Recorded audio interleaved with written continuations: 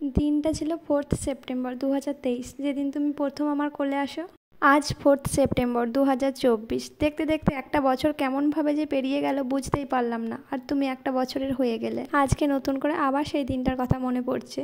সেই দিনটা ছিল আমার জীবনের সবথেকে বড় একটা দিন, যেদিন আমি প্রথম মা হয়েছি। মা হওয়ার অনুভূতিটা পৃথিবীর সবথেকে সেরা অনুভূতি। তোমার হাসি, তোমার কান্না, তোমার ছোট ছোট দুষ্টুমি, এইগুলো দেখতে দেখতেই আমাদের দিন পেরিয়ে যাচ্ছে। এরই মাঝে তোমাকে অনেক অনেক ভালোবাসার একজন মানুষ, তোমার নানা ভাই, যাকে তুমি হারিয়ে ফেলেছো, যিনি তোমাকে অনেক ভালোবাসতেন। আর তুমি হবার আগে থেকে তিনি দোয়া চাইতেন আল্লাহর কাছে যেন আমার একটা নাতি হয়, কারণ তিনার কোনো ছেলে নেই, তোমার মাই তার একমাত্র মেয়ে। তাই তিনি বলতেন যে আমার ভিটেতে আসবে আমার নাতি, আমার নামটা ওই রাখবে।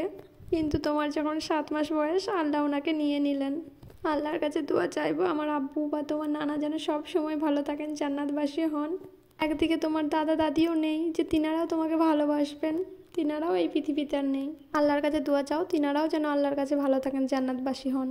আর তোমার আব্বু তোমাকে অনেক অনেক বেশি ভালোবাসে। তোমার আব্বু অনেক ছোটতে তার মা আব্বুকে হারিয়েছে, তুমি তার বাঁচার একমাত্র সাহারা। তুমি তোমার আব্বুকে কখনো কষ্ট দিও না। শুধু আব্বু কেন, কোনো মানুষকেই কখনো তুমি কষ্ট দিও না, সবাইকে ভালোবেসো। তুমি যখন ছোট্ট ছিলে সেই দিনগুলোর কথা আজকে খুব মনে পড়ছে। তোমার ছোট্ট ছোট্ট হাত, ছোট্ট ছোট্ট পা, তোমাকে কোলে নিতে খুব ভয় করতো আমার। তখন সব কিছু তোমার নিনিই করতেন, তোমাকে গোসল করানো, তোমাকে খাওয়ানো, তোমাকে ড্রেস পরানো, সব কিছু। তুমি হওয়ার পরে আমি যেমন তোমার সঙ্গে রাত জেগেছি, তোমার নিনিও তোমার সঙ্গে রাত জেগেছেন। তোমার নানা ভাইকে হারানোর পরে তোমাকে নিয়েই তোমার নিনি ভুলে থাকেন।